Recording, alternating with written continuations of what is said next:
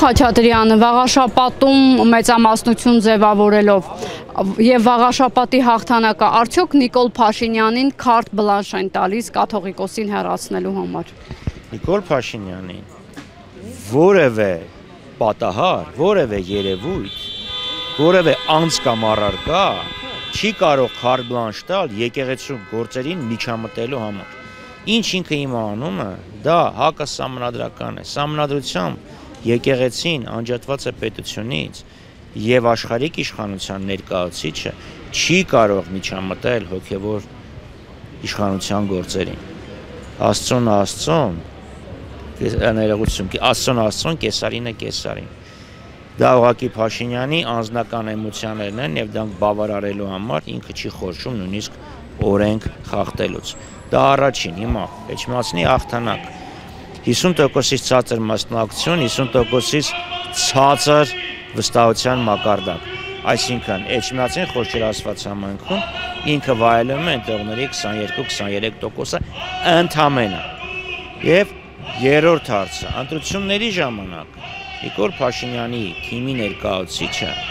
հակաեկեղեցական պլատֆորմով հանդես չի եկել եւ Նիկոլ Փաշինյանի այս մանիպուլյատիվ պնդումները, թե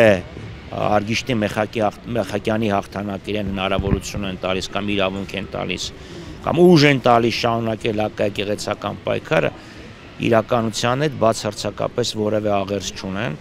եւ այնքանով իրականությունից կտրված են, որ նույնիսկ նորընտիր ղեկավարը համանքի ասաց, որ ինքը նման պլատֆորմով չի մասնակցել ընտրությունների։ Վեհարանը ճակերտավոր ազատելու օրակարգ չի եղել այդ ընտրություններում։ Այնպես որ Փաշինյանը շարունակում է իրեն հատուկ ոճով մանիպուլացնել։ Իշխանության ներկայացուցիչներ նաև ընդդիմության հասցեին են քննադատություններ հնչեցնում, որ նշեցիք, որ Խոյ համայնքը միացվեց վաղաշապատին եւ թերևս այդ պատճառով էր, որ հատկապես գյուղական համայնքներում Արգիշտի Մեխակյանի ձայները բավականին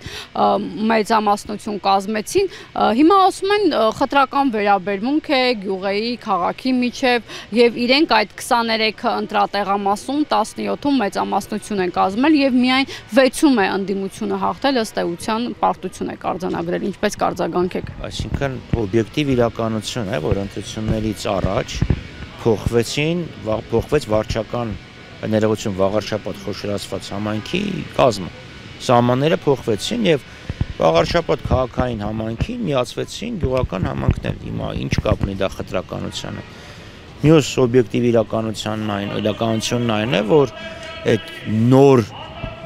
միացված համայնքներում իր ձայները համեմատաբար ավելի շատ էին, քան թե օրինակ Վաղարշապատ քաղաքում։ Որտեղ է այստեղ խտրականություն։ Դա իրականությունն է։ Եվ թող որևէ մեկը իշխանություններից չփորձի հիմնավորել, թե այդ սահմանների փոփոխությունը լրիվ պատահաբար եղավ։ Տենց բան պատահաբար չի լինում։ Ընդդիմությունն ասում էր, որ Նիկոլ Փաշինյանի վարկանիշը ցածր էր։ Այդ դեպքում ինչու Փաշինյանին կամ նրա թիմակցին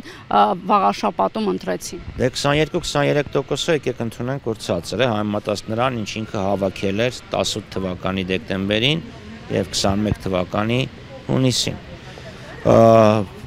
Մի քանի հարց կա, որոնք պետք է ուղղակի դաս լինեն, եւ մենք հաշվի պետք է առնենք, ասենք մի քանի կետեր կա, որ ես կսեի խոսել։ Առաջինը մենք տեսանք, որ ճիշտ առաջնորդության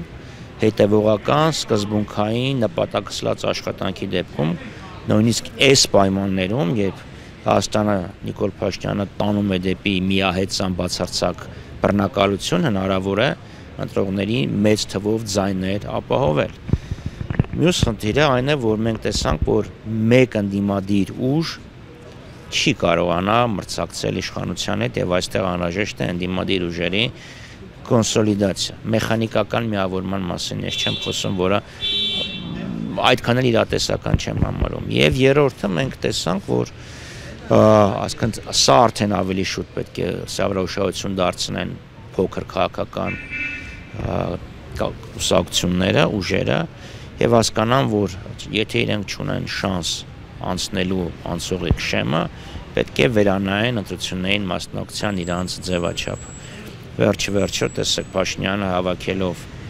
46-47% վաղարշապատում այսօր ունի 57%-ի կարգի եւ դա այդ վերաբաշխված բոնուսի հետևանքն է։ Նմանապես մենք տեսանք այս երևույթը հանրապետական ընտրություններին 21 թվականին։ Ինքը հավաքեց 53.8%, եթե չեմ սխալվում։ Հիմա այդ բոնուսի պատճառով 66%-ի 2/3-ն է ազգային ժողովում։ Այսինքն այդ 3 դասերն են, որոնք պետք է բոլոր քաղաքական ուժերը հաշվի առնեն, եթե պատասխանում են մասնակցեն ընտրություններին։ Եվ մյուս կարևորագույնը այն է, որ փոքր մասնակցության դեպքում Նիկոլ Փաշինյանի մեծամասնություն կազմելու հավանականությունն ավելի մեծ է։ Եվ հետևաբար բոլոր նրանք, ովքեր դժգոհ լինելով Նիկոլ Փաշինյանի քաղաքականությունից չեն մասնակցել ընտրությունների, իրանք ավտոմատ կերպով իրենց կամքից անկախ իրենց ձայնը տվել են Նիկոլ Փաշինյանին։ Եվ հետևաբար եւս բոլոր այդ մեր հայրենակիցներին, ովքեր այսօր ասում են, չէ, դե իմաստ չունի գնալ, ոչի բան չի փոխվի, գնալ եւ ակտիվորեն մասնակցել ընտրություններին եւ դեմ քվեարկել Նիկոլ Փաշինյանին։